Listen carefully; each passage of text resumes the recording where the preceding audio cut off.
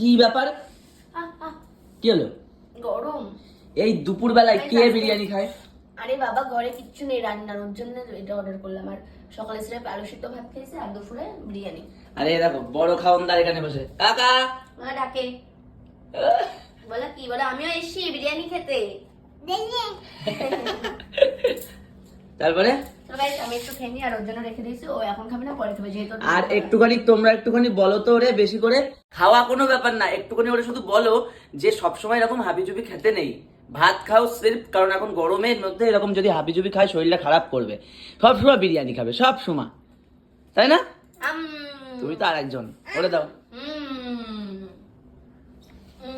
এই দুই পার্টনার খেতেও পারে কিছু। দারুন।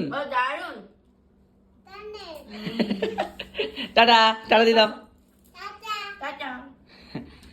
টাটা।